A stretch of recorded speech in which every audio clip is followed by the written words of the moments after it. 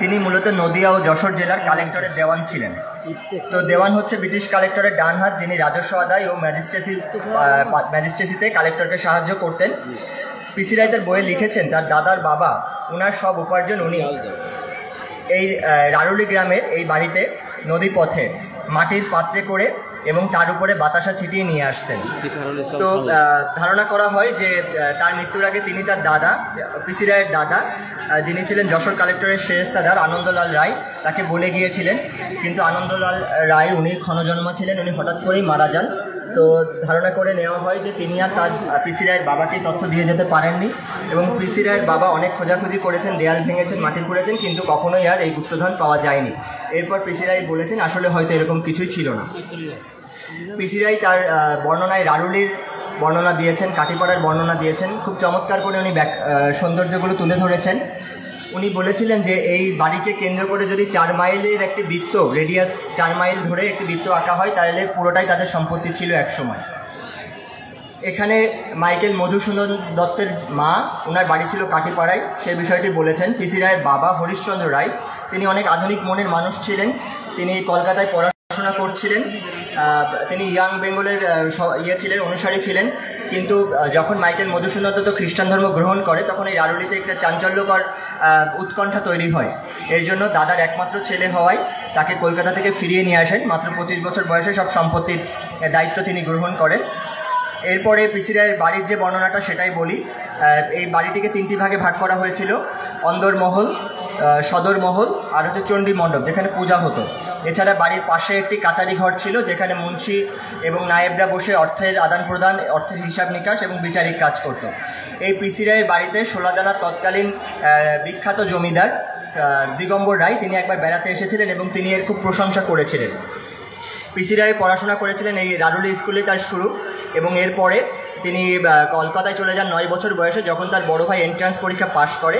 তো আমি আগেই বলেছি পিসি রায়ের বাবা মা খুবই উন্নত মানসিকতার অধিকারী ছিলেন। তারা সন্তানকে সর্বোচ্চ শিক্ষায় শিক্ষিত করার জন্য এই রারুলি ছেড়ে কলকাতায় পাড়ি জমান। পিসি রায় পড়াশোনা সম্পর্কে আপনারা জানেন যে তিনি হেয়ার স্কুল, পরবর্তীতে তিনি আলবার্ট স্কুলে পড়েন।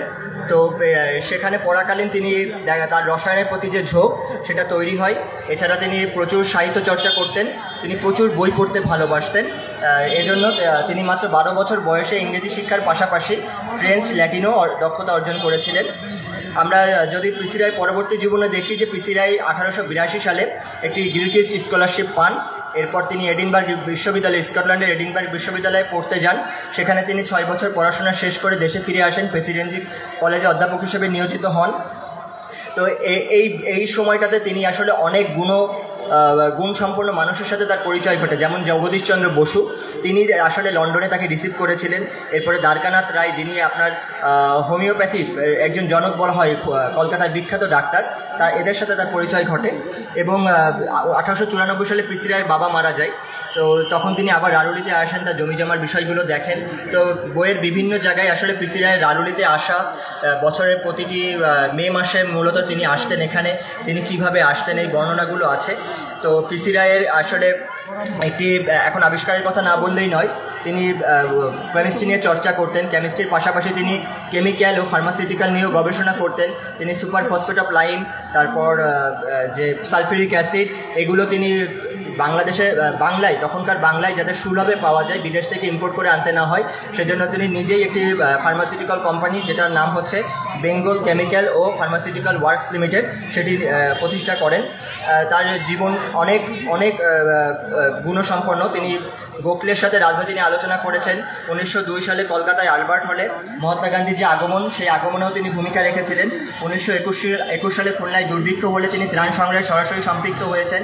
22 সালে বাংলার বিখ্যাত বন্যা, উত্তরবঙ্গে যে ভয়াবহ বন্যা হয়েছিল, সেখানকার বেঙ্গল রিলিফ কমিটির প্রেসিডেন্ট হয়েছিলেন। তো তিনি সমাজ সংস্কারে অবদান রেখেছেন, শিক্ষা ব্যবস্থায় পরিবর্তন আনার চেষ্টা করেছেন। আমি শুধু পরিশেষে ছোট্ট সোনামণিদের একটা কথাই বলতে চাই, তোমাদের মধ্যেই আমাদের আরেকজন পিসি রায় লুকিয়ে আছে। জেন আলফা জেনারেশন, এই যুগে আর্টিফিশিয়াল ইন্টেলিজেন্সের যুগ, এই যুগের জ্ঞানের বহুমাত্রিকতা যেমন ব্যাপক, ঠিক তেমনই মিথ্যা ও ভুলের প্রসারও কিন্তু রয়েছে। এই জ্ঞানের বহুমাত্রিকতা থেকে মিথ্যা ও ভুলকে ফাইন্ড আউট করতে হলে বই পড়তে হবে, বই পড়ার কোনো বিকল্প নেই। পিসি রায় সারা জীবনই বইয়ের কথা বলে গিয়েছেন। আমরা চাই আমাদের জাতি বই পড়ায় আগ্রহী হোক। স্যার প্রফুল্লচন্দ্র রায় ছিলেন আমাদের গর্ব। শুভ জন্মদিন আচার্য প্রফুল্লচন্দ্র রায়, আপনার আলোকবর্তিকা আমাদের পথ দেখার চিরকাল। ধন্যবাদ সবাইকে। ধন্যবাদ মহোদয়কে। বিজ্ঞান চর্চার পাশাপাশি তার দারিদ্র পীড়িতদের প্রতি সহমর্মিতা, শিক্ষা অবদানের কথা আমরা আজও স্মরণ করি। চলুন তার জীবনের কিছু অনন্য অধ্যায় দেখে নিই একটি ভিডিও প্রেজেন্টেশনের মাধ্যমে।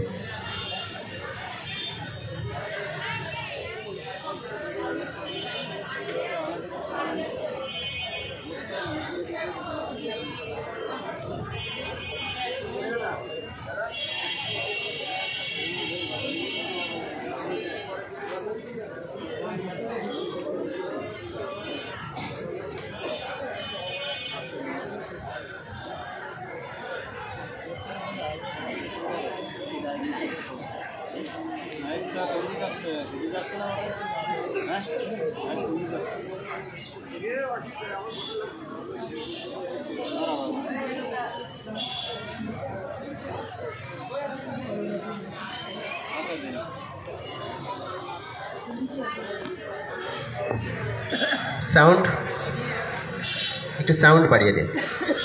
২রা আগস্ট জন্মেছিলেন উপমহাদেশের জগৎ বিখ্যাত বিজ্ঞানী স্যার আচার্য প্রফুল্লচন্দ্র রায়। জানা যায় রামপ্রসাদ রায় রারুলি গ্রামের রায়দের আদিপুরুষ। মুর্শিদাবাদের নবাব সরকারের রাজ কর্মচারী ছিলেন তিনি। নবাব সিরাজউদ্দৌলার পতনের পর মর্মাহত হয়ে পরিজন সহ রারুলি গ্রামে এসে বসতি স্থাপন করেন। প্রফুল্লচন্দ্র রায় বাবা হরিশচন্দ্র রায় ও মা ভুবনমোহিনী দেবীর 5 পুত্র এবং 1 কন্যা সন্তানের মধ্যে দ্বিতীয় সন্তান। প্রফুল্লচন্দ্র রায়ের ঠাকুরদা ছিলেন আনন্দলাল রায়, যিনি যশোর কালেক্টরির সেরেস্তাদারির চাকরি দিয়ে কর্মজীবন শুরু করেন। প্রফুল্লচন্দ্র রায়ের ঠাকুরদার বাবা ছিলেন মানিকলাল রায়, তিনিও ইস্ট ইন্ডিয়া কোম্পানির দেওয়ানির চাকরি করতেন। প্রফুল্লচন্দ্র তার পিতা হরিশচন্দ্র রায় নির্মিত গ্রামের মাইনর স্কুলে 9 বছর বয়স পর্যন্ত লেখাপড়া করেন। 1870 সালে তিনি কলকাতা আসেন এবং 1871 সালে কলকাতার হেয়ার স্কুলে ভর্তি হন। এই সময় পেটের পীড়ায় আক্রান্ত হয়ে গ্রামে ফিরে যান।